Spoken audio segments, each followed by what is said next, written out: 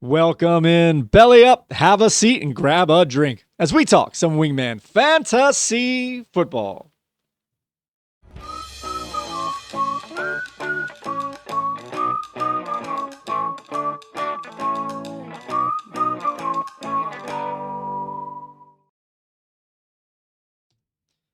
Welcome on into another edition of Wingman Fantasy Football, the League Podcast. I'm your host, Michael Furley, and as always, I'd like to thank all of you, or any of you who may be watching or listening to today's show.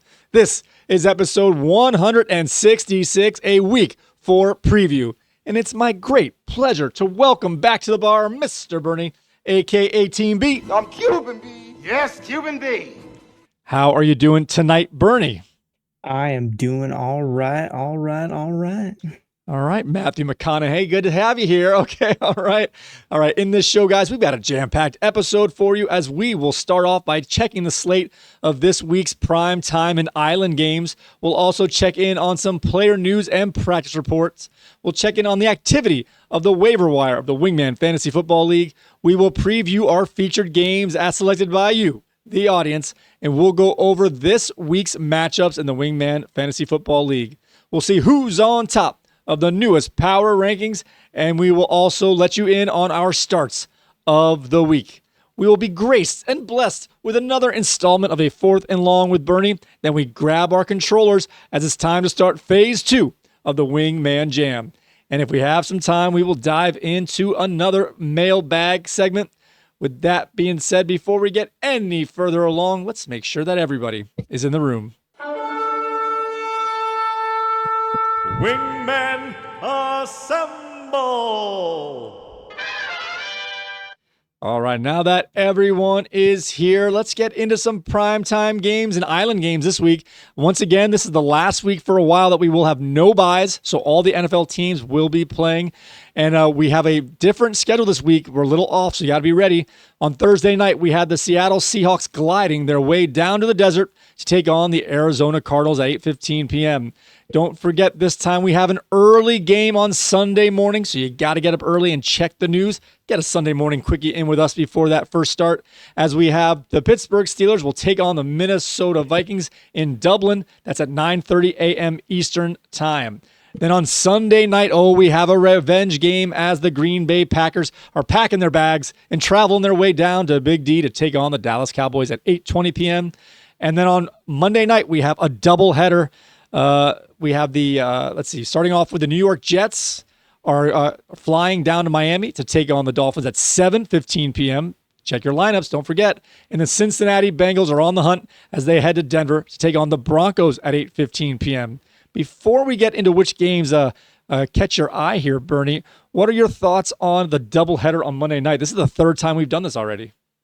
Yeah. Is that all pre-scheduled, or did they say, "Oh, it's Miami playing, let's put a different game on so people have options"? Exactly, like give them options. It was pre-scheduled, but my goodness, those are like the two worst games I can think of on that Monday night. Yeah. I'm okay with it, but I don't ever watch the second game. It's just on a little too late for me. The second game this time is at 8:15, so they'll both be over before 11 o'clock. Oh, midnight. There you go. I'll still be in bed by 10. Fair enough. Which of these games will catch your attention the most other than the Monday night games? Other than that, I guess this Ireland game, this Dublin game, it catches my attention. Rodgers doesn't really do that good against that Minnesota defense in recent years, so that'll be interesting to see if Minnesota can duplicate last week's performance and see what kind of veteran savviness Aaron Rodgers can come up with. All right, guys. Our Thursday night, we had a few players in our managers' lineups. We actually had 9 players in our managers' lineups, and if you had one player, you pretty much had 2, except for this first team. Team B had Kenneth Walker, Texas Ranger, in his lineup, and he was gashing the Cardinals, except he couldn't find his way in the end zone, at least last I checked. Crazy Fish had a pair of Treys with a Trey Benson and a Trey McBride in his lineup. King George had Kyler Murray and the Seattle defense in her lineup. A little bit of a contradiction there in what she's looking for. Always right, never wrong had Marvin Harrison Jr. After a rant, could he step up? We'll let you know. Again, and he also had the Arizona defense in his lineup. And May Daddy Twos had Jackson Smith-Njigba and Chad Ryland, kicker from Arizona, in his lineup. Just to be fair here, the game just concluded as we're recording this at whatever time that would be. You guys can figure that out, I guess. I know you had Walker in your lineup. Did he disappoint? How do you think he did for you there? He beat his projection, and he got exactly 0.10 more points than Charbonnet. Yeah, see, as far as I could tell, we were setting up here, but it looked like Walker was getting the yards and Charbonnet was getting the touchdowns, although both looked pretty good today, to be honest with you. Yeah, I mean, I guess Charbonnet looked good for 39 rushing yards and 1 rushing touchdown, but I've got over 100 total yards for Kenneth Walker. So if we could just get those touchdowns, Mr. Charbonnet, that would be great. And then in terms of this game, it seemed like it was a defensive battle. There wasn't much scoring, except Charbonnet got the 1 touchdown and a burner. One of the tight ends got a touchdown for the Seattle Seahawks. And then all of a sudden, that fourth quarter went back and forth. We had a lot of big guys scoring. Jackson Smith-Njigba had a ton of catches in the fourth quarter. And Marvin Harrison responded to the call to action from a Mike Rant last week, and he got a touchdown and a couple other big catches along the way. And I've never seen someone look more relieved, I guess. He was looked like he was reflecting or praying after he caught the ball. Kind of like, remember T.O. when he made that one catch after dropping a few a long time ago where he was crying after making the catch. He wasn't that bad. He wasn't crying, but you could tell he was taking in the emotion a little bit, coming through with a big catch. Yeah, crying on the inside. There you go. All right, guys, now it's time to get into some player news. Starting off with the aforementioned Zach Charbonnet missed last week's game. He was got in some practice this week, and he was active. And as we said, he did get in the end zone once. All right, CeeDee Lamb has yet to practice this week. At the moment, he is listed as doubtful. He's not expected to play in week 4, but there have been no definitive declarations as of this point. Similar with Mike Evans, who suffered that hamstring injury last week. He too has not yet practiced, and he too is listed as doubtful. And he's probably going to miss the clash between undefeated teams where the Bucs are taking on the Eagles. And we'll do his teammate here, Chris Godwin. This one's makes me a little nervous. We'll talk about it here. He did a full practice on Wednesday. He has been practicing in the last couple of weeks, even though he hasn't played. But he was downgraded on Thursday to a DNP. Did not practice. Let's discuss here. What's your thoughts here on these guys? Charbonnet got in, CeeDee Lamb, and Mike Evans probably won't play. But Chris Godwin had some good news, but he did not practice. Was this a planned day of rest, or did he have a setback? What's your thoughts here? Yeah, CeeDee Lamb obviously missing both practices this week. George Pickens becomes primary wide receiver 1. Jalen Tolbert is good there too. Cavante Turpin and Ryan Flournoy, they get some additional snaps, but probably nothing to talk about. With Mike Evans, this is pretty much going to be Egbuka's time to lead the team here. And then Sterling Shepard should see some increased opportunities as well there. Let's see, who was that? Godwin. I don't think you should start Godwin, obviously. I think that with Egbuka there, I think you're pretty safe to not have to worry about Godwin getting points on the bench if he gets in for any amount of time. Yeah, I wasn't sure if he was. They've been saying he's been ramping up quite well, Godwin. It was going to be in the early end of his timetable to get him by week 4. I thought because of the news of Mike Evans now being hurt, they might not rush him, but again, he was in that timetable, but kind of really be optimistic to try and see if he can get in. But this downgraded practice is either just a day of rest because they know he's going to play, or he's going to have a setback. They don't tell you why he doesn't practice, but this is the first time he's gone up and then a setback down. Usually he's been kind of going slowly up, and this is the first time he's gone backwards in terms of practice activity. So just keep your eyes open and definitely keep an eye on the news here. We'll let you know on the Sunday morning quickie whether he'll be in or out for sure, but definitely don't make assumptions either way with Chris Godwin. Yeah, and then the snap count uncertainty is really what it comes down to. So, yeah.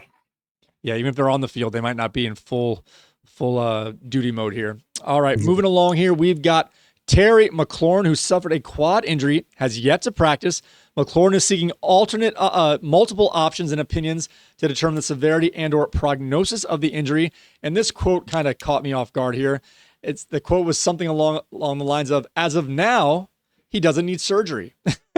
So that's I was like, no one mentioned surgery. What are you guys talking about? I don't even know. All right. Tyrone Tracy, who suffered that dislocated shoulder in week 3, is currently listed as doubtful for the Giants. Not expected to play this week in the week 4 contest. He's actually expected to miss 2 to 4 weeks. Making way for Bernie's favorite running back that's not on his team. We've got Cam Scataboo, the Scat Man. I'm the Scat Man. Is going to be in the field a lot, getting a lot of action here. We'll finish off with these 3 guys in a row since they're all on the same team, Bernie. We got Juwan Jennings is still dealing with multiple ailments, has not practiced this week. He's still considered day-to-day after missing last week. Maybe he's just getting a little too banged up because we mentioned he's going to want to play to get that paycheck as there's bonuses involved. So he must really be hurt if he's not playing or practicing. Now we have Brock Purdy and Mac Jones. Both are practicing in a limited capacity. There is a little bit of optimism that Brock Purdy is progressing. I don't know if progressing is all the way enough to play, but keep an eye on these guys. They're both questionable, and one's going to be in, one's going to be out. All right, what do you have here on Terry McLaurin, Tyron Tracy making way for the Scat Man, and our 49ers are always injured. McLaurin, Luke McCaffrey, he's poised to get a bigger role. Noah Brown still got a groin and a knee, and Jaden Daniels obviously is limited in practice. So McCaffrey is the one to circle there. Just proceed with caution. Tyrone Tracy, you said it right. Scattaboo is going to get the majority of the workload with Tracy's injury. Singletary, I believe, is behind him. So it should be his thing not to mess up. So as long as he can stay healthy and not bang too hard, he'll be okay. Juwan Jennings, what do we got here? Kendrick Bourne is going to be their primary receiver over there. I think Ricky Pearsall is still in the mix there. And then Marquez Valdez Scantling rounding out that core. Just because George Kittle and Brandon Ayuk are also still out of it. We got Brock Purdy and Mac Jones. Let's go skip right here to Mac. Let's see what Mac says here. Mac will be fine. He'll be, I think he'll be fine. The only thing you need to worry about now is who's his backup. Adrian Martinez is his backup. So I think Mac Jones will be fine. I think it'll be a good game. I think it's going to be a quarterback controversy if he keeps winning, though. I'm just putting that out there now. We talked about a little bit before. I think Purdy's working his way back to play. I think Purdy's going to play this week, to be honest with you. At least I'm leaning that way, probably like an 80-20 likelihood. Mm-hmm. Nothing's in stone yet. I forgot to mention, actually, in terms of Juwan Jennings here, Ricky Pearsall kind of came up with a little bit of a knee soreness. Not sure it's going to keep him out at all, but I'm just saying he's a little banged up. And Marcus Robinson is his suspension is now completed, and he'll be back in the fold here. And you mentioned Brandon Ayuk. There's a little bit of a mixed reports here I didn't put on here, but one report said he's starting sprinting. He started practicing, coming from that injury from last year. They said they saw him sprinting in practice or on the side. And then another report said, no time soon will Brandon Ayuk be back. So I don't know what that means, but keep an eye on. There's a lot of flux in that wide receiver room. Demarcus Robinson is one that's kind of sneaky for me as an emergency. Keep an eye on. If you find out the last minute Juwan Jennings is not playing and maybe Pearsall is not playing, Demarcus Robinson might be the sneaky guy to put in there. Yeah. So let's go back to Brock Purdy real fast. What injury are we concerned with? He's got 2 injuries, right? I think the toe is the one that's the bigger problem. Exactly. And that's something that is probably going to linger. So even if he starts, he might not finish, especially if that just gets re-aggravated or if it worsens than what it is. So hopefully it doesn't turn into a situation like homeboy that got Joe Burrow that had to leave altogether. Yeah. All right, moving along here, we had Jaden Daniels, who did miss last week. He did get in a limited practice on Thursday, which is much more than he got last week. He didn't practice at all before he was ruled out. Let's see. This sets him up for a possible return in week 4, and I'm hoping and praying he gets to play because I think Mariota played great last week, but he didn't really hit the receivers, and I need Deebo Samuel to get some action here with McLaurin potentially out. So I need Jaden Daniels back in the lineup. Justin Fields logged in a full practice on Thursday. He has not officially cleared the concussion protocol, but this is one of the big steps, is getting in a full practice. So he's done that.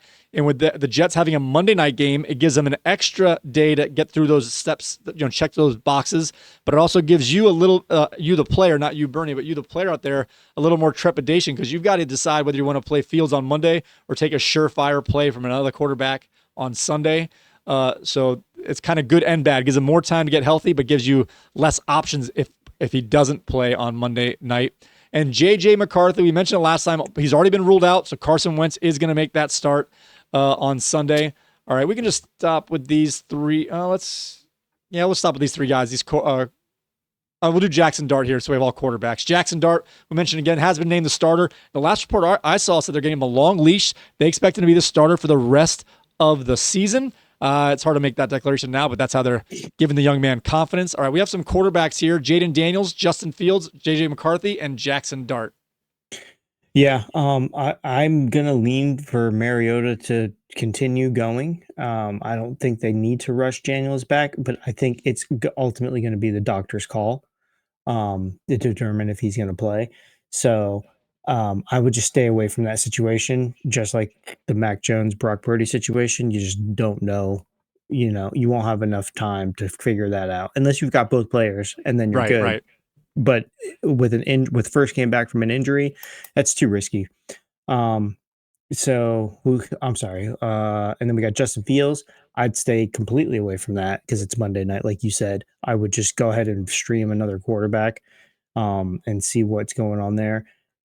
Garrett Wilson, Breece Hall, they've got the potential there because they're playing Miami. But it's still a risky play, I think. But Tyrod, I think, can be sufficient enough to get them at least to their projected points, fairly close to whatever their projected points are.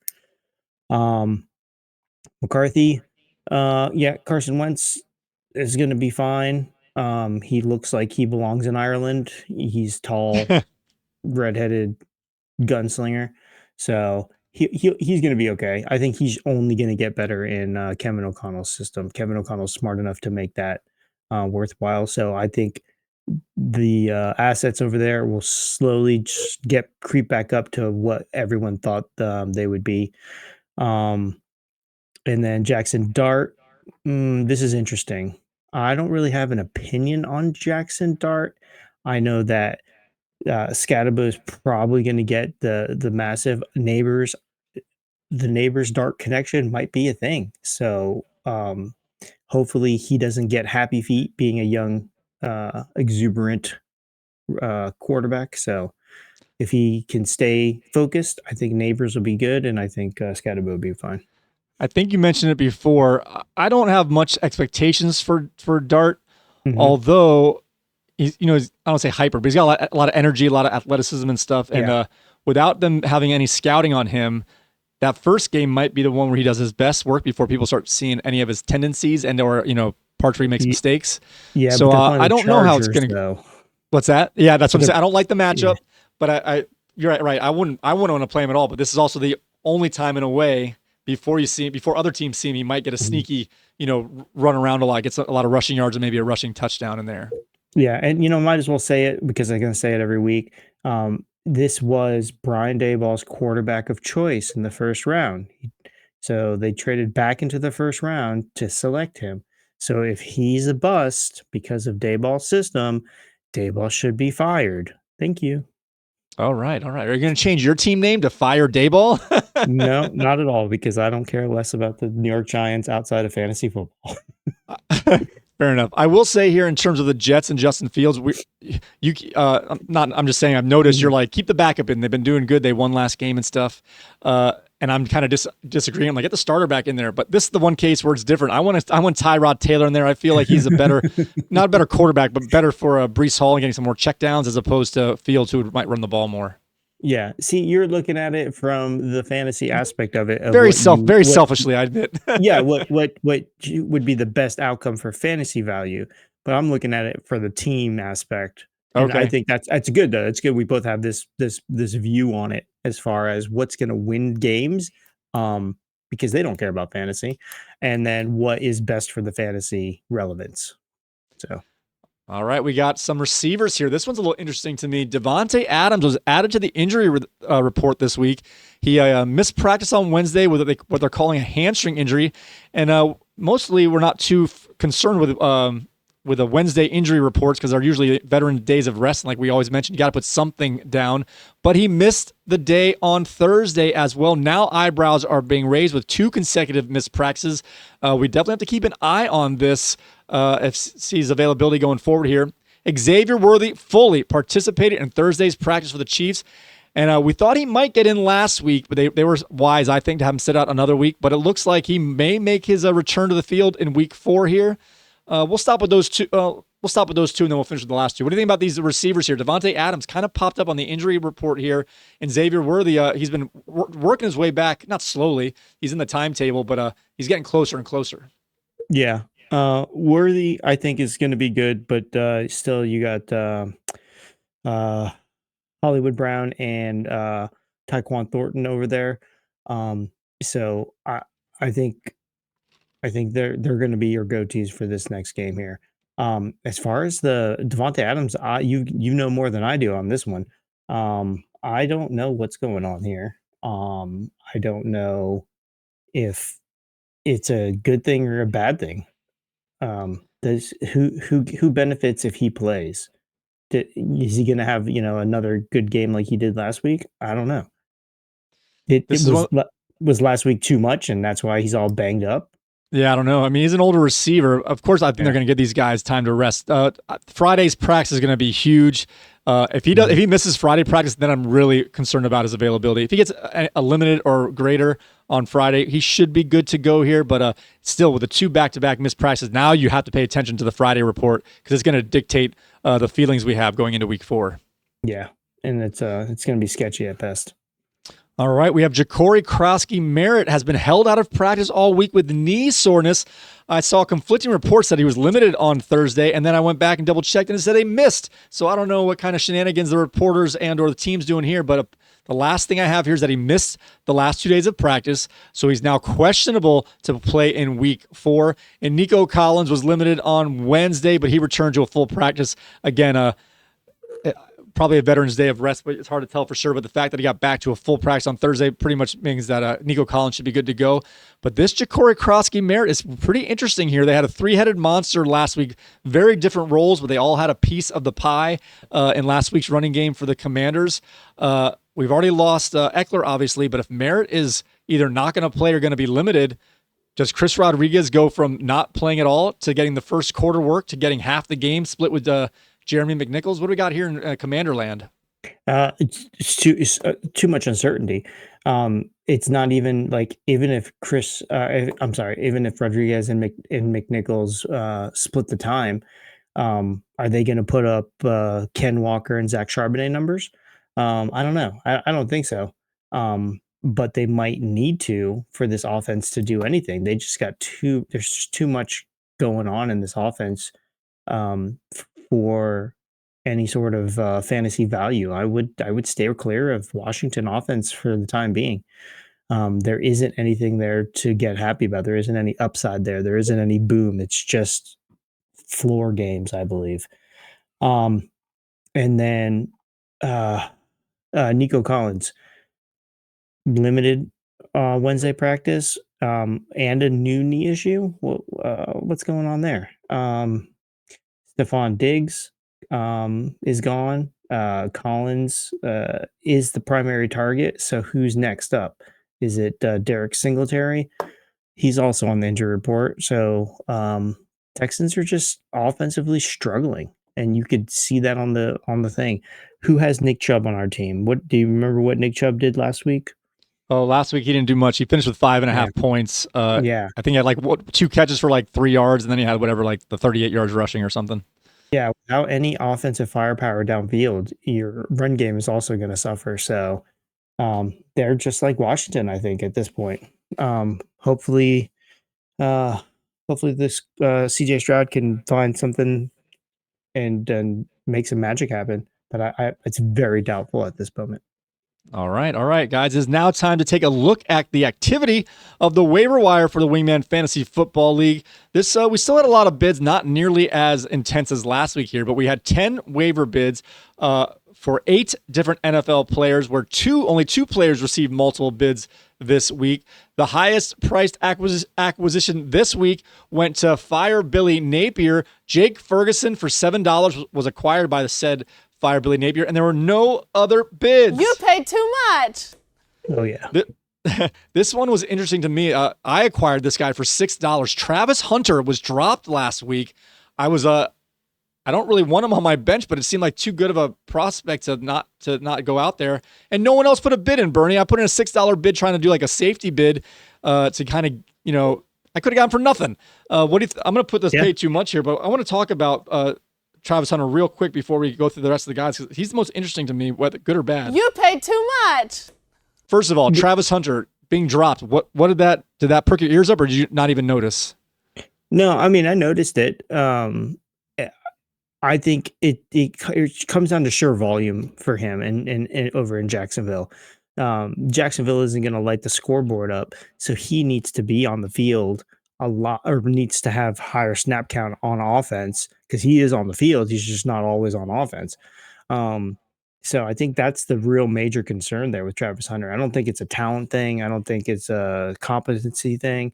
It's just being fresh on the offensive side of the ball more often than not, which it's not. That's not currently that situation. So I think that's a Trevor Lawrence thing, because even Brian Thomas rather is struggling quite a bit.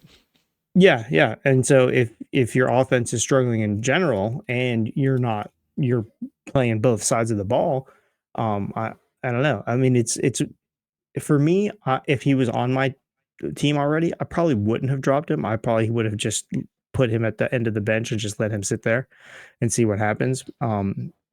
So I figured out worse. I consider a big name, whether he actually is or not. Everyone knows who he is. Let's put it that way. So I think he has a little more trade value, not by himself, but like if you mix in 3 guys together, it's like, oh, and I get a Heisman Trophy winning rookie. That's not worthless. So I kind of figured I might have bought a trade chip at the very minimum. Yeah, I think a lot of these things, though, when it comes to trading, especially in our league, and everybody that watching this will know their own league and their own manager tendencies, there's only a handful of people that would look at a trade by name recognition. I think most of the people are just hitting the evaluate trade button in Yahoo, and based on projections and stuff like that, that he just doesn't have a high one. So it's one of those things. It's like a double-edged sword at that point. Yep. So all right, we mentioned Trey Tucker as our top of the list in terms of wide receiver pickups. He went today, took our jobs for $6, and once again, even Trey Tucker, this was the only bid. You paid too much. All right, Jackson Dart went to Red Sox Nation for $4. Finally, we have a competitive bid here. King George put in a $2 bid. Red Sox Nation put a $6 bid in last week for Jake Browning, and was very pleased it didn't go through, because now we got Jackson Dart at a cheaper price. Our next pickup here was the other team, the other pickup that had multiple bids, and they were identical. The Cleveland defense went to Crazy Fish for $2, and Amazing Spidey also put in a bid for $2, but the waiver priority to the lower seed went to Crazy Fish, and he was able to pick up the dominating Cleveland defense. And then Antonio Gibson went to Amazing Spidey for $0, was then quickly dropped as Spidey picked up Chris Rodriguez in that spot. The LA Rams defense went to Amazing Spidey for $0, and Hunter Renfrow was picked up by Always Right, Never Wrong for $0. Now, these are kind of more bottom of the barrel here, but anyone catch your attention? The Jackson Dart pickup, maybe? No. Oh, Jackson Dart did catch my attention, and the only reason it did was because of the situation over in Red Sox Nation, and him not being as dominant as he was last year yet. So that was interesting. But I just want to make a comment on the Trey Tucker thing. I think what happened here is that Amazing Spidey bidding $6 on Travis Hunter, and Fire Billy Napier betting $7 on Jake Ferguson. I think they messed up. Those three bids, the $6 Trey Tucker bid, the $6 Hunter bid, and the $7 Ferguson bid should have all been for Trey Tucker. Trey Tucker should have had the 3 bids. Yeah, then, everyone bid that same price for the person they thought was the the receiver to get. We just all had different receivers to get. Exactly. And so I think that Fire Bill Napier is going to be kicking himself because I think Trey Tucker is going to if these players are all being played next week, Trey Tucker is going to have the better game out of all three of them. All right, guys, it is now time to break down the 3 featured games as selected by you, the audience. It's time to do our NFL preview, starting with game 1 on the list here. We've got the Indianapolis Colts heading over to LA Rams. This is a 4:05 kickoff here. We're going to do this a little different order, Bernie. So First of all, the over-under on this one is 49.5. This is the highest over-under, at least of recording here. The LA Rams are favored at home at 3.5, and as you may or may not know, generally speaking, home teams get 3 points. So this is pretty much a pick 'em in terms of team versus team. The home team is getting the favorability here because they're at home. With that being said here, before we get into the players here, who are you picking? Let's go through our over-under. Is it going to be over or under 49.5? I think that this is going to be under 49.5. Okay. What about the Rams favored at 3.5 points? Are they going to cover that one, or are we going to have a upset? No, we're going to have an upset. Indy's going to win this one. Okay, that was my next question. Who wins this outright? I got the Rams taking this one. You're going with Indy. I'm going with Indy, and I'm going to go with 24-17. So who's going to be the best quarterback in this game? Matt Stafford or Indiana Jones? Matt Stafford is the better quarterback in this out of these two names, but Daniel Jones this season is the best quarterback. Sorry, I was a little as of week 3. I was a little disrespectful calling him Indiana Jones. Hey, lady, you call him Dr. Jones. All right, sorry about that, Indy. Okay, all right. Let's get into some of the players in this game here. Starting on the Indianapolis side, we have the aforementioned Dr. Jones, Daniel Jones. You think he's a must start, or should we be looking for other options? He's a top 5 quarterback this season so far. Yeah, I don't think you start him no matter who he plays until Indianapolis gives you a reason not to start him. I don't disagree. Yeah. One of the manager who picked him up a couple weeks ago, Crazy Fish, is putting him in the starting lineup. So someone else also agrees with you here. Jonathan Taylor, no doubt about it. Number 1 running back or number 2 running back. I'm not sure where he ends up. He's been awesome. He's an automatic start. Now the questions are the receivers here. We have Josh Downs, Pittman. Who else am I missing? Alec Pierce, although he's dealing with a concussion. I think the one to talk about here most is Pittman. He's been actually pretty darn good. 2 of the 3 weeks, he's had over 15 fantasy points. Josh Downs has kind of been a disappointment. So why don't you talk about those two guys? Has Pittman earned the right to be an automatic start with his start of the season? Yeah, I think so. He's got a strong connection with Jones, and Jones, I think, considers him a proven target. So I think that Pittman is going to be a must start, or not a must start, but a good start.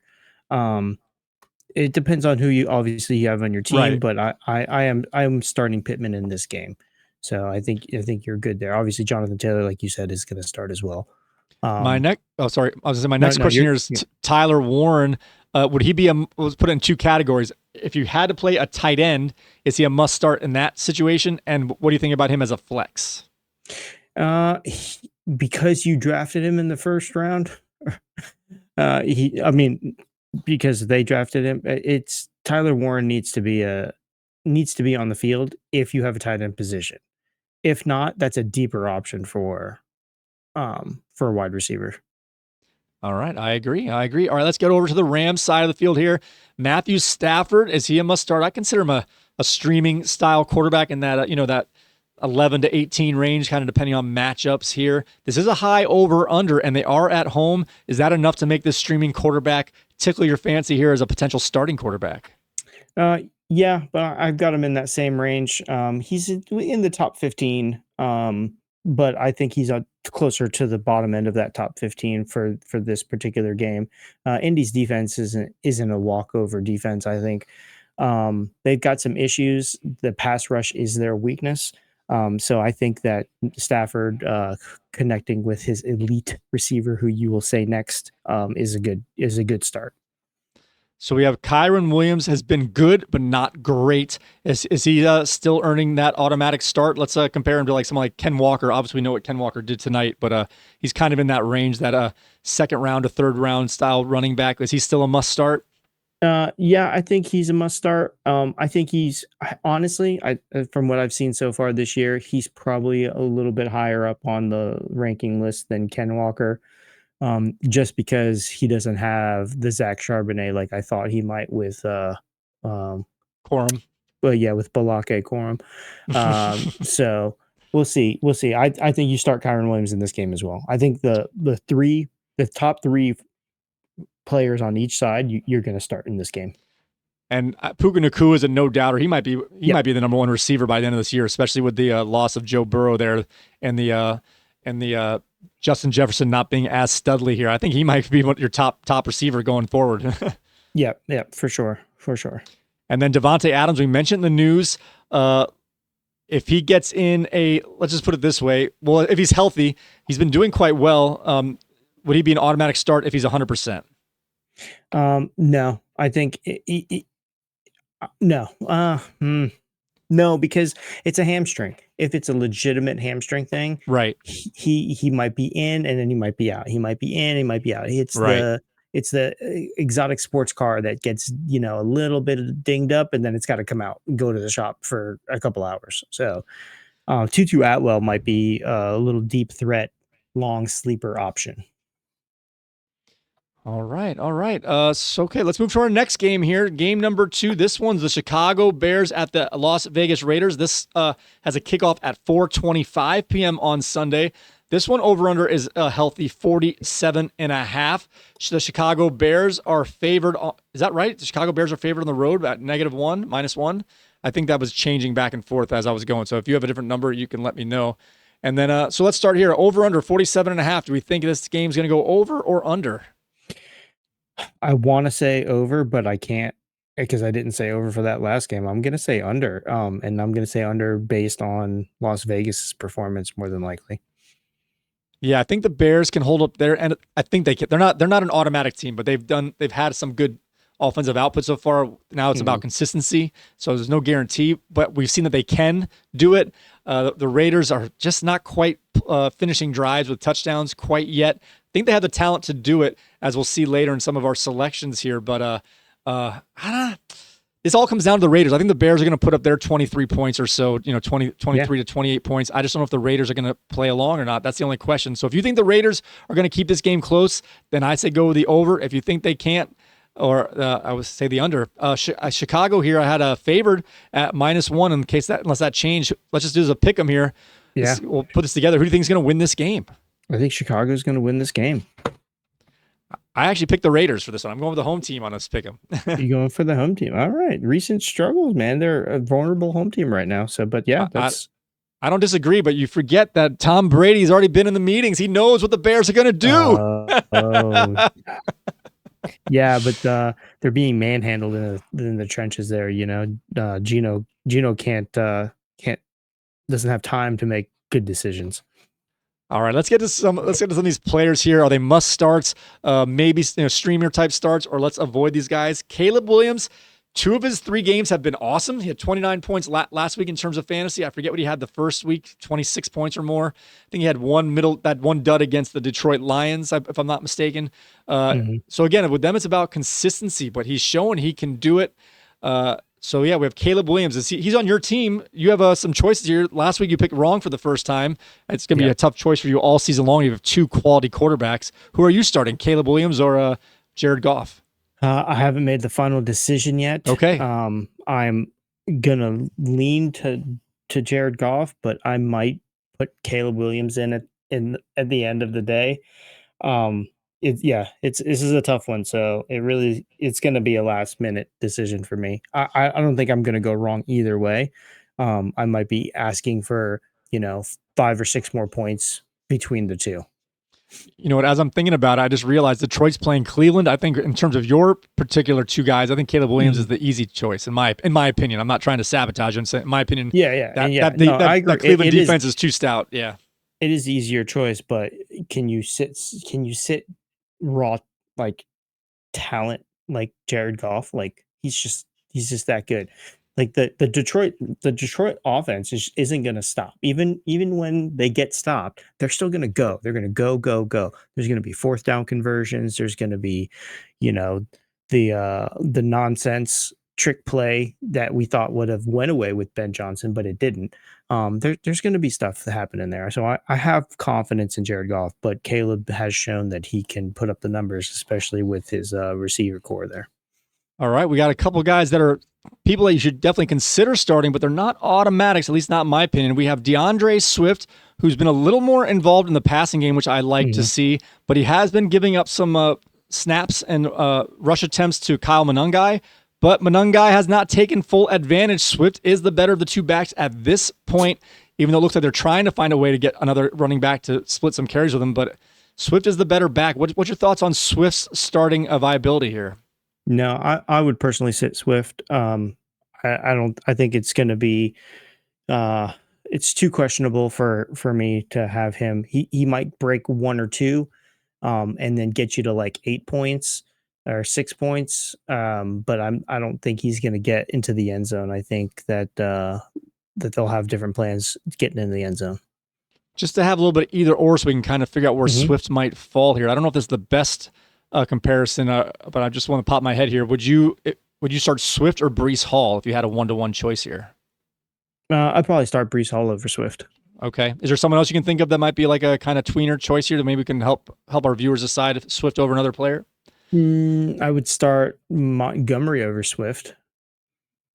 Okay. Yep. Okay. I think I would as well. We see Montgomery was awesome last game. Although again, that Browns defense, man, that Brown defense is scary. They just stuffed Josh Jacobs last week. So I'd actually play Swift over Montgomery this particular week. I know you have more faith in Detroit no matter who they play, but I have much respect here for that Cleveland defense, especially on the line.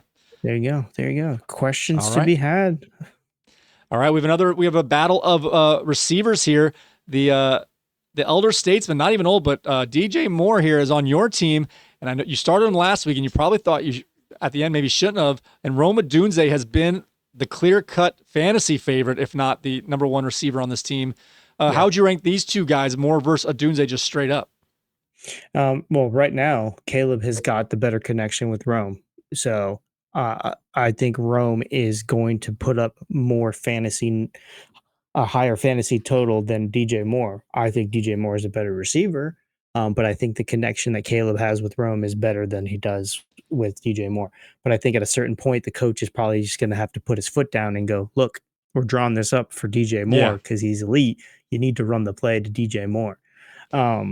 But obviously, he's going through his progression, and Rome is doing his thing to get open, man. So it is what it is. He's getting thrown open, and he's good. I'm not going to take anything away from him. I'll say I can't. Oh, go ahead. I'm sorry. Go ahead. That's one of the big dilemmas I have is if I start Caleb Williams, I'm not 100%. I'm going to start DJ Moore. I got Romeo Doubs on my team, and I might start Romeo Doubs this week. So. Okay, yeah, that's a good name right there. I like the Green Bay passing attack this week, at least the way it's set up. We'll see what actually happens. The thing with that Green Bay, it's kind of a spin the wheel. Which one's going to get it? You never know. But Doubs has just as much a chance, I think, as Moore. To be honest with you, if you're just doing a spin the wheel, I think they're both on that same spinner. Exactly. All right, we have Cole Kmet here in terms of he's definitely not a play in terms of a flex, but how would you rank him in terms of a tight end, especially with Colston Loveland, a little banged up, not sure if he's going to play or not. Is Kmet a automatic tight end start or looking for other options? No, Kmet is a start for me because I think once they get into that red zone, I don't think Swift is getting in the end zone. I think it's going to go to one of the tight ends. So, and if Loveland is not going to be on the field as much, Kmet's going to be the guy that's probably going to get those close touchdowns. All right, moving over to the Raiders side here. There's a lot of people that are actually very interesting for me. I think the more I'm thinking about this, I think the Raiders are going to show up. I'm picking the over now in this game because as I'm kind of thinking about what might happen here. We got Geno Smith. He's that streamer-style quarterback. Not as good as Matthew Stafford in terms of NFL quarterback, but when it comes to fantasy, he's in that same range. So you're looking for matchups here. The Bears are a good matchup. Generally speaking, Dak had a little bit of a rough time yesterday, but only because he threw interceptions as they were getting ready to score. He left points on the board last week. What do you think about Geno Smith as a starting option here for the Bears? Or for the it's Raiders. Sorry, Raiders Yeah, against yeah. the Bears. I think it's risky, but it's not a bad one. He got sacked 12 times. Or he has been sacked 12 times. So it's going to be a problem. I think that his running back needs to really help out, and leave some of that pass rush, either with their blocking scheme or with running the ball more. So Gino's is a good play. I think Gino's a good player. I think eventually this offense is going to click. So I'm not completely sitting Gino, but I'm not super happy if I need to start him. I've got Gino as one of, I don't have a strict list here, but it's in my head, one of, if not the top streaming option this week. Of those guys who were ranked, that we always mention 11 to 18 range, I've got him at the top. I think he's going to be a top 8 quarterback this week. So unless you have one of those studs who are always in the top 5, regardless of matchup, I think he's pretty much a start this week in my opinion. Now, like you said, it's risky. You don't have the automatic pedigree here, but if you're going to play Geno Smith any week, I think this is the week to do it. Yeah, probably. I wouldn't disagree with you there. All right, go to our running back here, Ashton Genty. He's been running hard, been playing hard, but the line has not been helping him, and he's had a rough go in terms of fantasy production here. Is Ashton Genty finally going to become a superstar running back this week? He's a number 1 pick in terms of fantasy, but he's starting to lose favor as not an automatic start. Do you give the rookie the deference here, and he's still in your lineup without thought, or you have to think about it a little bit? No, I think I'm going to start him. He's got too much value behind it. And like I said, he's going to need to step up if the Raiders are going to be competitive in this game to help Geno with that pass rush. So I think he's going to have a good game. All right. To speed up this game a little bit, I'm going to group these 3 guys together. We got Jacoby Myers, Trey Tucker, Brock Bowers. Before I get to the overall question here, Brock Bowers is an automatic start for tight end. Is he an automatic start in terms of a flex? I don't know. Okay. Yeah, that's a tough one for me. Yes, he should be, but I don't know if he will be. But he should be. Yeah. What do you think on this one? I don't have a clear-cut answer for Brock Bowers. He had a great first game. He tweaked that knee. He was getting limited to minimal practice. The first week, he only had like 1/2 a day of practice. Last week, he was limited. I think it's going to come down to his health. He did get a full practice in this week. So I think he's been not producing because he is banged up. So eventually, he's going to heal up here. I don't know if that week is automatically here this week or not. So I kind of have him as an automatic tight end, not an automatic flex, which leads me to my next question here. Between Jacoby Myers, Trey Tucker, and Brock Bowers, they're all in that same range if you think of them as your third receiver / flex, depending on your roster configuration. Why don't you rank these receivers in order for this week? Myers, Tucker, Bowers. I'd go Tuckers, Myers, Bowers. I don't disagree. I'm thinking I might go Myers, Tucker, Bowers, but either way, we both have Bowers third here. That kind of shows you what we think about him as a flex play. If you've got one of those other receivers, again, this is for flex, not for tight end, or he's obviously a top 5 tight end. But if he's going to mix in with your receivers, I too would have him behind Myers and Tucker this week. Yeah, I think so. I think that's Myers and Tucker aren't too far off, so I'm okay with having Myers ahead of Tucker. But I just have a feeling that Tucker is going to start to be the breakthrough explosiveness that they need. All right, guys. Now for our third game on our docket here, we have the New York Jets at the Miami Dolphins. This is Monday night at 7:15 p.m. Don't forget to set your lineups on your way home before you leave work, because this game will be starting before you get dinner. The over-under on this one is 45. Miami is favored at home at 2.5. So let's see. Let's start with the over-under here, 45. Can they break this number here? Yeah, I think they will. This will be an over. Both of these teams are bad. I think both these teams' defenses are bad and their offenses are okay. So I think there's a chance if they don't stink and get sacked every time, there'll be tons of points back and forth. Yeah, I agree. Miami favored at 2.5. Are they able to win with that margin, or is this going to be a closer game than that, or do you have the Jets winning? I can never say that. Dolphins will cover it. I didn't really think about the cover here. I got Miami winning, and being that it's so close, I guess I'm gonna have them cover it as well. It's hard to win by 1 point. And let's put it this way, I don't think Miami can ever win a 1 point game. I think they're going to lose every 1 point game. So if they win, it's going to be by 3 or more points. Yeah, for sure. All right, we've been spending a little too long, so we'll try to go through, and it's my fault. Let's try and go through this a little quicker here. Starting with the Jets here.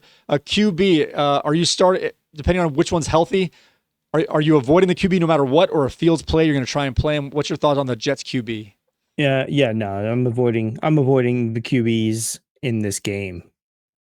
So I would avoid the Jets QB situation altogether. Now, if this was the second game back for Justin Fields, that would be a different story. I would be starting Justin Fields 100%. If he played last week and this is his second game back, good to go, this would be a Justin Fields game. Gotcha. I'm not starting Tyrod. All right. How would you rank Breece Hall and Braylon Allen 1-1? It's pretty obvious, I think. But going into the year, it wasn't so obvious. What do you rank these guys 1 and 2 here? I guess I'm based on what we've seen so far, I'm gonna say Hall then Allen. But again, Hall. Yeah, I mean, I would start Hall like we were talking earlier. Like I'd start Hall over Swift. So, Hall is a start. It's not a bad start, but it's not a great start either. This is a floor game, I think, for Hall. I think if this is one of those games like where it's like when you play the Panthers, you're gonna put your guy in. You like this matchup, and you hope to God, if he can't do it in this game, might be a long, unsuccessful year for the Jets running backs here. So this is kind of like, let's do it to give us hope for the rest of the season. This might slam the door on your hope if he can't put out in this game against the Dolphins. Yeah, I think so. Has Garrett Wilson, he's been doing he's actually always doing quite well, especially with when there's not any other competition without someone like Devontae Adams there, like the second half of last year. He's the target monster, not necessarily the explosive play guy. Is Garrett Wilson earned himself to be an automatic start regardless of matchup? Yeah, I think so. He's a solid wide receiver 2 play for me. Despite not having his elite quarterback, I think that he's going to put together a solid start.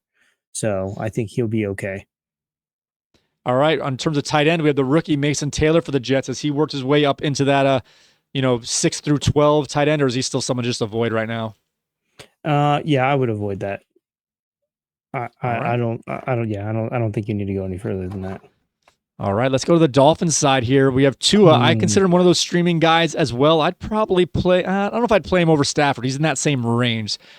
He's someone I'm not afraid of playing this week, as I think the Jets you can score on. So it's one of those things. The same with Breece Hall. If you're gonna ever play Breece Hall, this is the one to do it. Same with Tua. This is one of those games. If you're ever going to consider playing Tua, this is the game I would do it with confidence, as much confidence as you could ever play Tua. Are you trying to avoid Tua altogether? Or is there a chance you might try and get him into your lineup?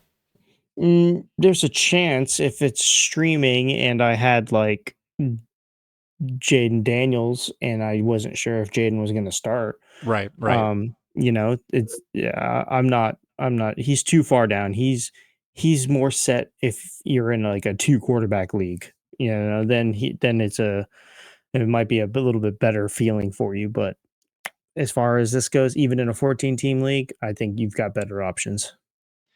All right, we got Achane, an automatic start. Tyreek Hill had a decent game last week. We were kind of hemming and hawing, but we said we kind of had to start him. Is he still in that same category here? Is like you might not really love the idea, but you pretty much have to start him. Yeah. I guess you have to. But I don't like any of the receivers just because there's no. Okay, well, just Tyreek Hill. There's no long bomb right now. There's no timing. There's nothing going on downfield with the receivers. So that's Tyreek's superpower. And if you can't get the ball to Tyreek out down in the field because you utilizing his speed, then I don't know what you're doing. It's too risky for me. But just where he went in the draft, you got to start him. Especially this game. Like you said, most of the players on here, it's like this is the game. So this game's either going to be, 28-35, or it's going to be, 9-12. Right. Exactly. We did see a little bit of chemistry finally between the Dolphins passing game in that middle of the game against Buffalo, where Tyreek had the touchdown and Waddle had a couple long catches and a touchdown as well. So they haven't been doing it all year, but they had a good, I don't know exactly how long, 12 to 18 minute stretch where it looked like they were getting it. And then they kind of lost it again at the end. All right. Darren Waller might play. Are we just Is he even on anyone's roster? What do we think about Waller here? I don't even have him written on my notes, dude. I'm sorry. It was more of a joke. I don't have a thought for Darren Waller. No, I mean no disrespect to him personally, but just as a fantasy football tight end player, I don't have any notes for him. He might be a sneaky guy to pick up in roster after you see a couple games, but we're not diving in the deep end with Waller. We're dipping our toe in and watching from the beach. Yeah, exactly. All right, let's get on to our matchups for this week in terms of the Wingman Fantasy Football League. Let's see who's playing who in this week's matchups. I want you! I want nostalgia! Ready, down! Put! This week's matchup.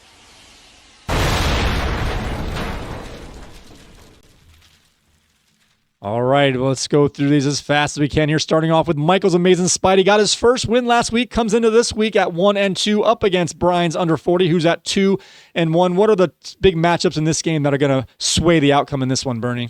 Ooh, this is a good quarterback matchup. We got Justin Herbert for Amazing Spidey going up against Bo Nix here.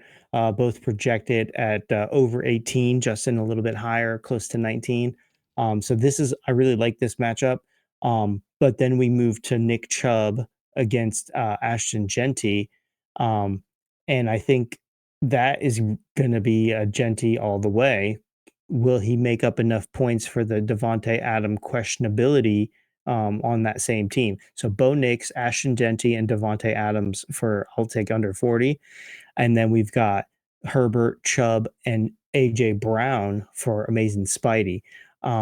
I think the rest of the lineup is pretty even. The one wild card I think is going to be I'll take under 40 has Roma Dunze.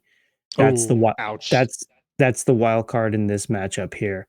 I would lean towards I'll take the under 40 just because of Roma Dunze being on that bench.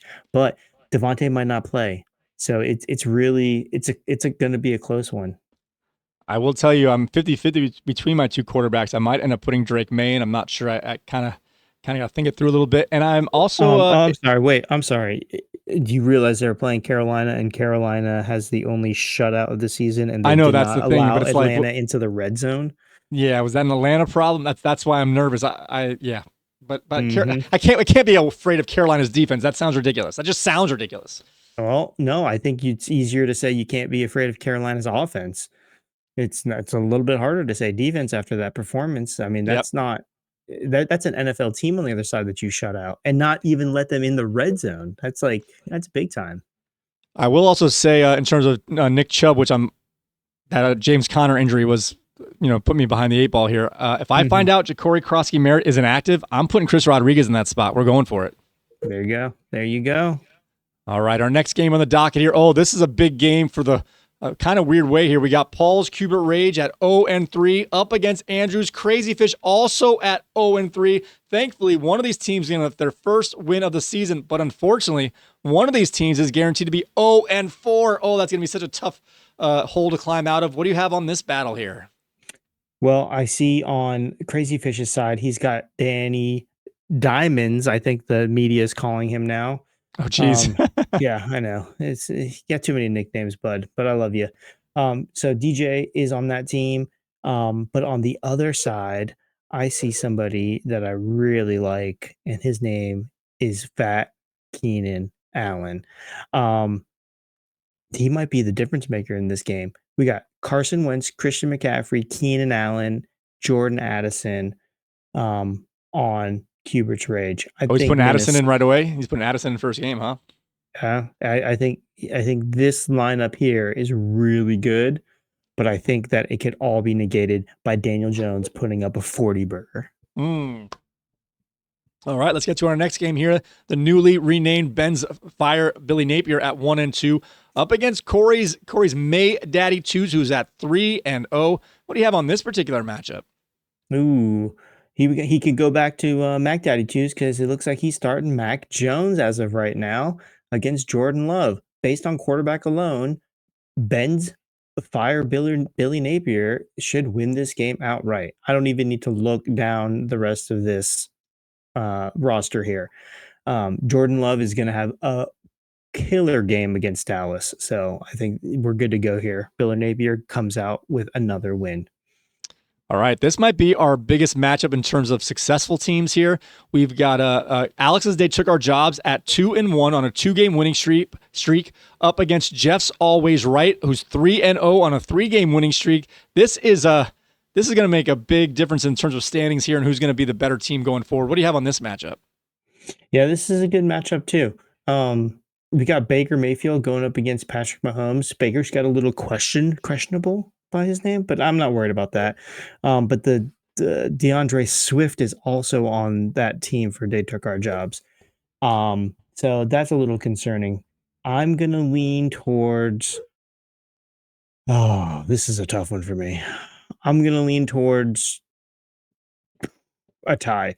They took our jobs has got some players that I really like. He's got Jahmyr Gibbs. He's got Trey Tucker. He's got Kyron Williams. I like all of that.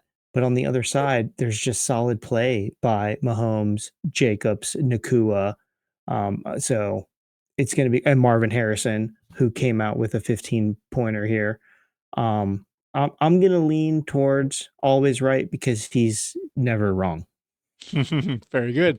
All right, we have Katie's King George at 2-1 up against Reggie's Lionize at 0-3. This is becoming a ridiculous joke. It's become a tragedy instead of a comedy here. 0-3 for the 4th straight year. Oh my gosh, can't take it. Is Reggie's Lionize finally going to get a win this year? Yeah, I would have said yes until Kyler Murray did some amazing thing with like less than 5 minutes to go or 3 minutes to go in this game on Thursday night. Just looking at it, I think that Reggie is going to get his first win. I think that the Brock Bowers and the concern that we might have for Bijan Robinson and that whole offense is very, very concerning. So I'm going to lean towards Matt Stafford, Chase Brown, Malik Neighbors, Egbuka, Montgomery, Coleman, Butker, and the Rams or the Chargers defense. That's what I'm going to lean to. Reggie gets his first win. All right, we're not rooting against anybody or for anybody here, but No, I just feel so bad with this guy. I feel so bad. How many tables are broken in his house? Too many. Okay. Yeah. All right. On to our next game here. We have Jimerson's Red Sox Nation at 1-2 up against Ken's the Fantastics, whose only blemish this year is against Bernie's team. He's at 2-1. What do you have on this matchup? This is a good matchup again. Josh Allen for Red Sox Nation going against Jalen Hurts for the Fantastics.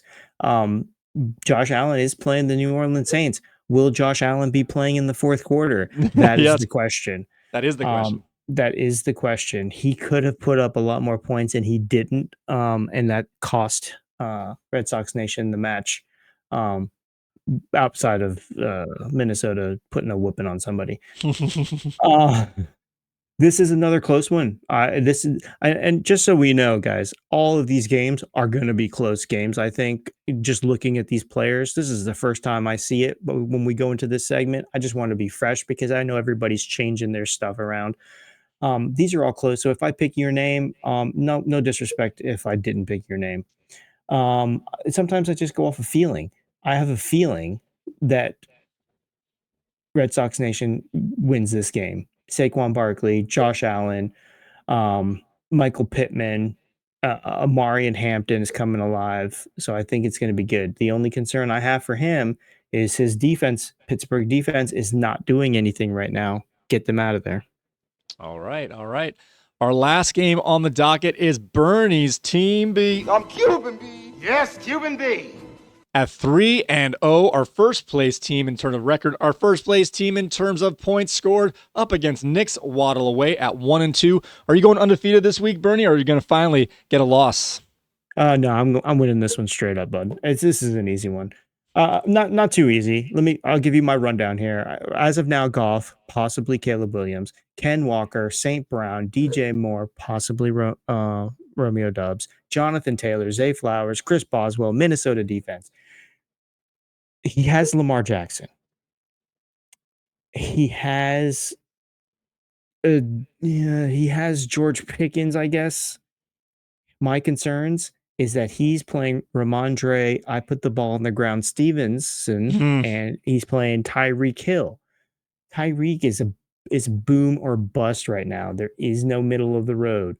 If Tyreek doesn't get 10 points, he's going to struggle, man. So he's got too many question marks on his side, and I don't have as many question marks. So I'm going to lean towards myself on this one.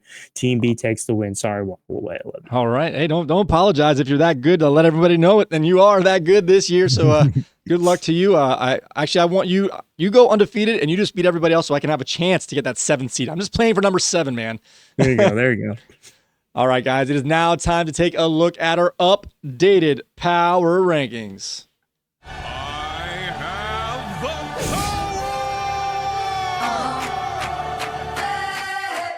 By the power of Grayskull. I'm living in it, no one man should have all that power.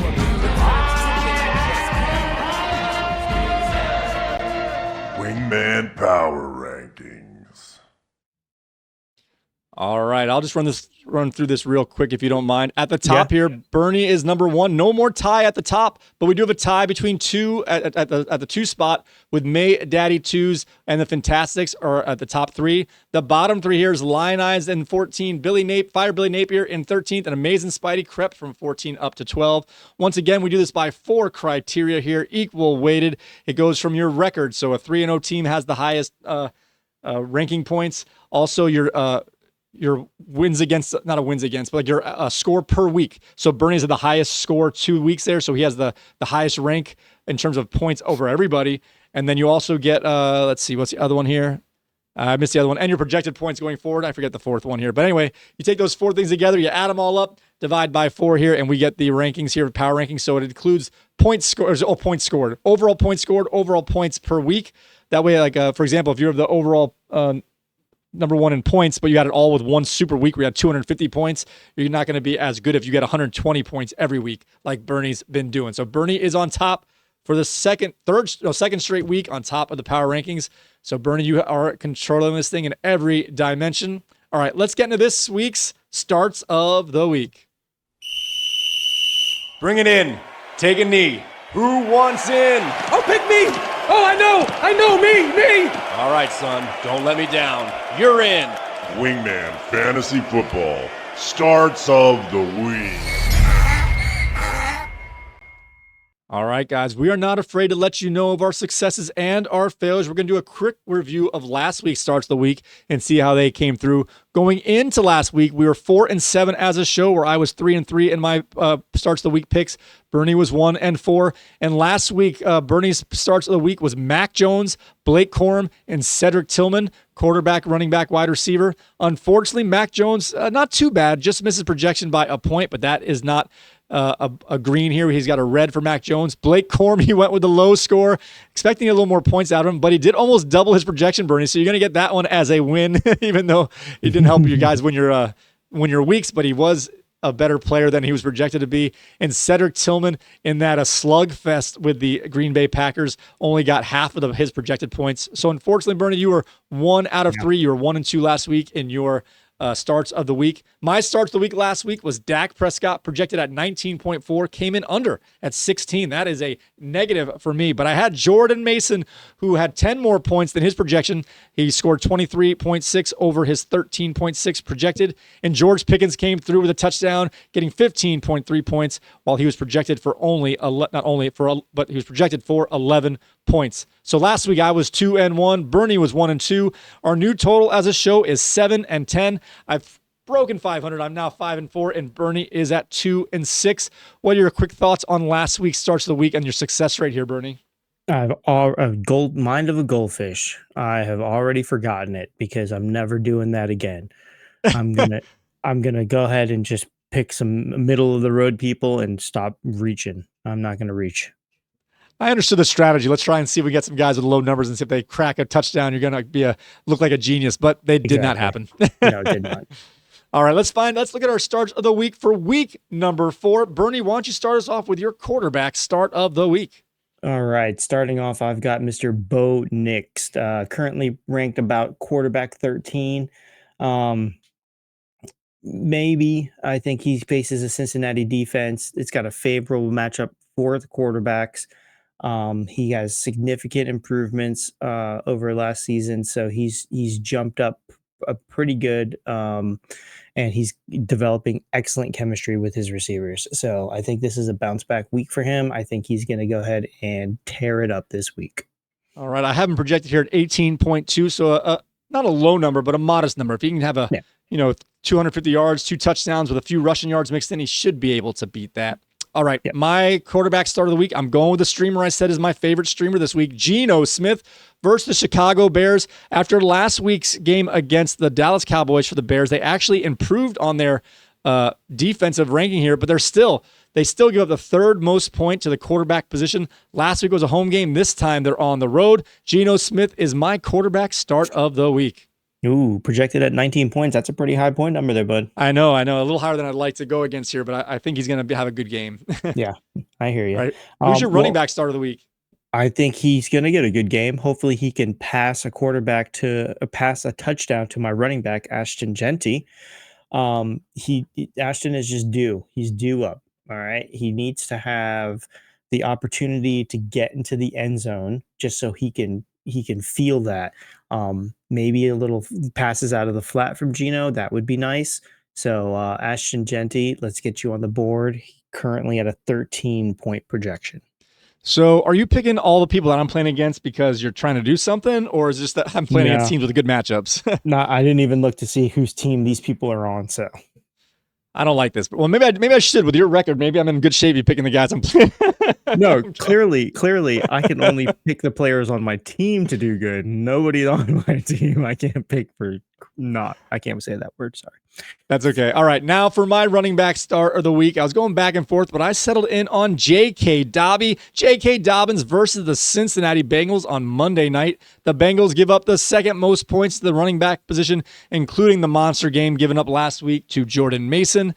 The action notes here are irrelevant. So I've got J.K. Dobbins as my running back start of the week. He is projected at 11.1 points. He should have a pretty good chance to break that one.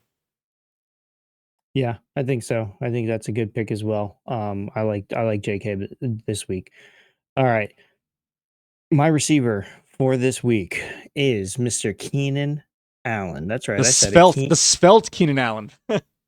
Keenan Allen. So the reason I'm picking him, obviously he's second in target share behind Ladd McConkey. But it's early in the season. He's fresh. He has a really good connection with my man Herbert. So I think the veteran presence, the confidence that he brings to that receiving core is going to get him into the end zone and by like 75 yards. All right. He's got a nice lower projection too at 9.8. He gets in the end zone. He's crushing that. So that's a good combination of a good player with a nice projection to bet on here. Yep. All right. I'm spinning that wheel in the game. You love Jordan Love. I'm gonna be golden. We're spinning the wheel. We're going with the rookie Matthew Golden, projected at only 9.7, similar to Keenan Allen. Has been playing as well as Keenan Allen.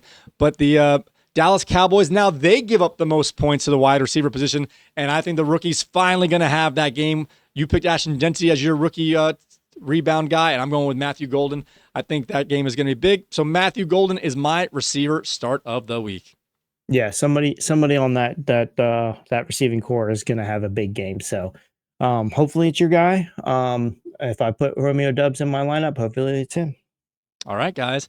It is now time for my favorite Friday morning segment, and I think it should be yours. It's time for a 4th and long with Bernie. First down, the game's over.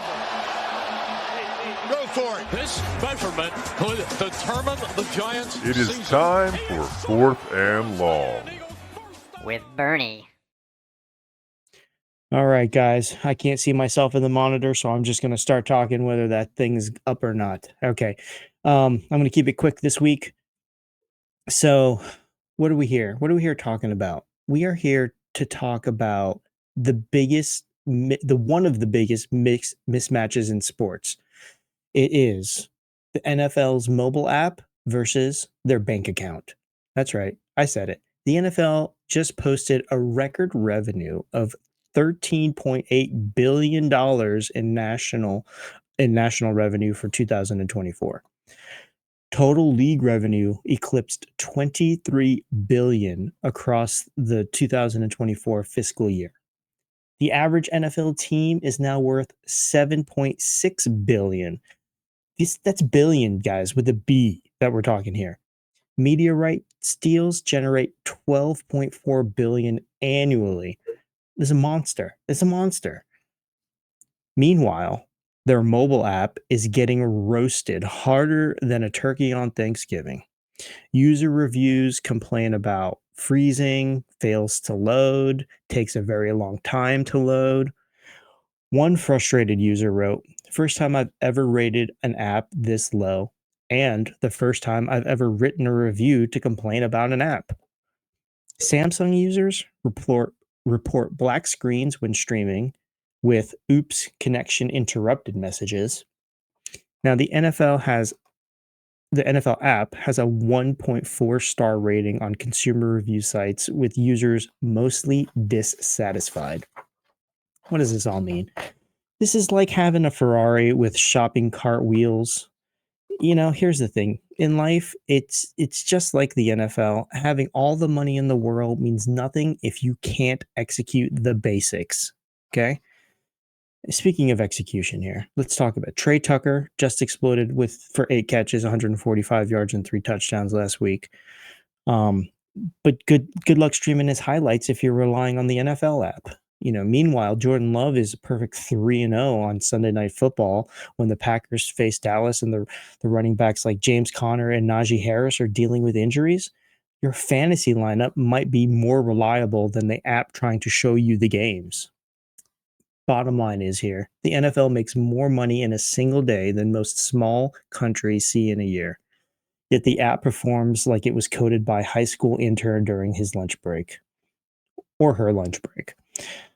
Maybe it's time to take some of that $23 billion in revenue and hire developers who can actually catch a pass or at least stream one without dropping the connection.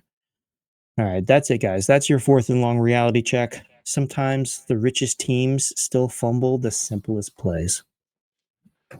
All right. Well done. Those numbers are jaw-dropping. Yes, yeah. Very staggering. So a couple notes in there in terms of the money they make. They keep raising their price on the Sunday ticket. It went to DirecTV. Everyone's like, it's too expensive. DirecTV was almost half the price as it is on YouTube. Yeah. I've switched. I have DirecTV, and now I buy it on YouTube. I'm like, why does it cost so much more? They advertise as a price, but they charge you $200 more. They give you a break if you're a new user. I'm going to cancel every year from now on and then just start over. You can do it daily, I think, now, though. Yeah, you can do it like a month at a time at least. And then for a bit, whatever the numbers you said, the huge amount of money these guys make in revenue, and they're still a tax-exempt organization. What kind of garbage is that? It pretty much is. Have you used the NFL mobile app? I haven't used it in a long time since it's all over on YouTube now. I used to have to load the Sunday. There used to be a Sunday ticket app, but now it's all on YouTube. So I haven't used it in a while. So I use the NFL app.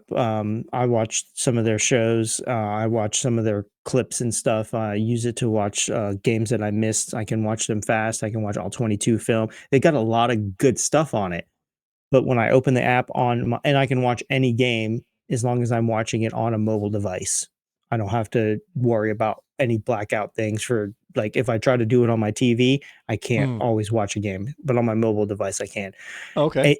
It is so slow. It's so horrible. Like the way the little windows open and you got to click on it and then it takes forever to load. It's so far behind the normal broadcast. Like, it's so bad. Yeah. And that's what made me write this little thing here. Well, I good to let people know what's going on out there. All right, guys, it is now time to we're starting phase 2 of the Wingman Jam, so let's get into it. Let's get into this week's Wingman Jam. Wingman Fantasy Football. Wingman Jam with Bernie the Bounty Hunter and Amazing Spidey. Boom shakalaka. All right, I did not have time to pre-make the cards here for you, so we're just going to let you know who we're picking. Bernie, who are you picking for this week's Wingman Jam? For this week's Wingman Jam, I am going with the most hated team in the NFL currently. The Eagles? The second most hated team in the NFL. The Kansas City Chiefs. Oh. Patrick Mahomes and Travis Swift. Wow. Maybe Travis Kelce will rebound after yelling to this coach. I'm trying to remember if he played good last time that happened. I don't remember. I know it happened a couple years ago. All right, I like it. Going up. Patrick Mahomes has been doing good. This might get that random Travis Kelce game. I'm going with I'm sticking with what I've been saying all day long. I'm going with the Raiders here. I got Geno Smith and Ashton Genty. We're going for the streamers. I'm saving the big boys until it's championship guys. People, you got to think this through. You can only pick your team once per year, so you got to save the big boys till it's worth the most here. So that being said, we got an division rivalry here. We got the Raiders versus the Kansas City Chiefs. Don't forget, guys, you can also pick your teams out there as well. We're starting a new phase, so the standings are resetting, although we are giving a little perk to our managers who did not win last phase, who have been playing. They're going to keep their games played points and have those roll over. We want to give a little bit of benefit for the loyal players.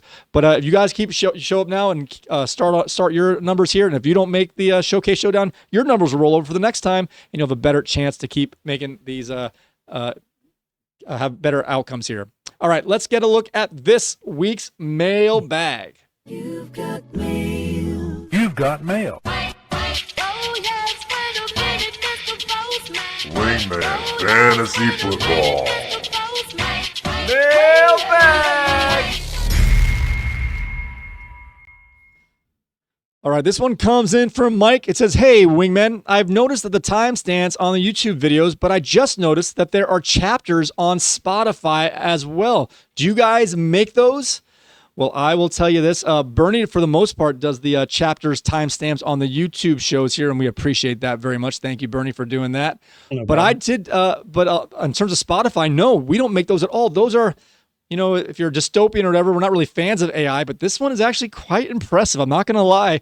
They have an automated chapter setting here, and they title them based on what we just say. They read the words, however, and it's almost perfect. And not only that they have the words that describe what we're talking about, but they actually break down what the segments are. Like, it knows that we've switched gears. I don't know how it does it, but one of my favorite ones from last week's rewind, week 2's rewind on the Mike rant, where we went after Tom Brady and his whatever you want to call it, the golden boy cheater here. This is the chapter title for the Mike rant for week 2's rewind.